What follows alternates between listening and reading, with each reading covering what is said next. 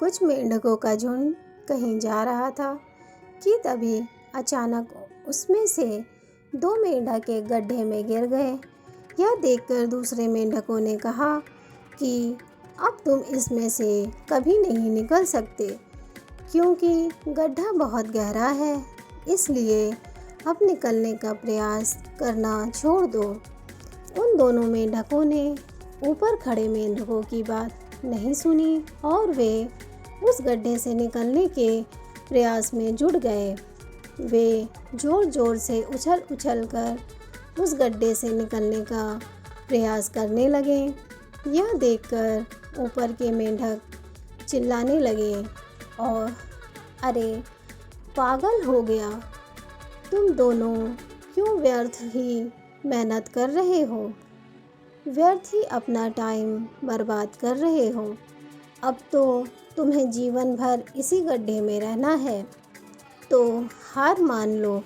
लेकिन उन दोनों मेंढकों पर ऊपर वाले मेंढकों की बातों का कोई असर नहीं हो रहा था और वे उनकी बातें सुनकर और भी ज़ोर ज़ोर से उछलने लगे।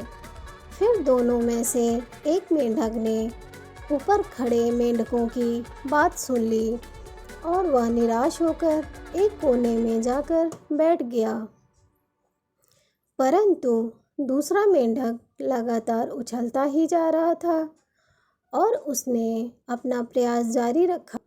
इस बीच ऊपर के मेंढक चिल्ला चिल्ला कर उसे समझा रहे थे कि क्यों व्यर्थ ही कूद फांद कर रहे हो। तुम भी उस दूसरे मेंढक की तरह हार मानकर एक कोने में कोना पकड़ लो और इसी गड्ढे में रहो। परंतु वह मेंढक शायद ऊपर से चीख रहे मेंढकों की बात नहीं सुन पा रहा था।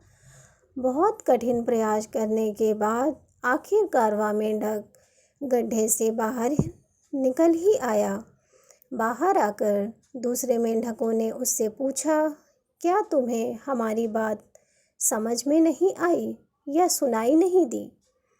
उस मेंढक को फिर भी कुछ समझ में नहीं आया। तब उसने इशारों से बताया कि वो उनकी बात नहीं सुन सकता क्योंकि वह बहरा है। तुम क्या चिल्ला रहे थे मैं समझ नहीं पाया, परंतु मैं सोच रहा था कि शायद तुम मेरा उत्साह बढ़ा रहे हो, इसलिए मैंने प्रयास नहीं छोड़ा। सभी मेंढक उसके इशारों की बात समझकर दंग रह गए। इस कहानी से हमें ये सीख मिलती है कि लोग क्या कर रहे हैं या लोग क्या सोचेंगे, ये सोचना बंद कर दो। इसका हम पर कोई असर नहीं होना चाहिए। लोग चाहे जो भी कहें या अपने आप पर भरोसा रखो, एक ना एक दिन आपको सफलता ज़रूर मिलेगी। धन्यवाद।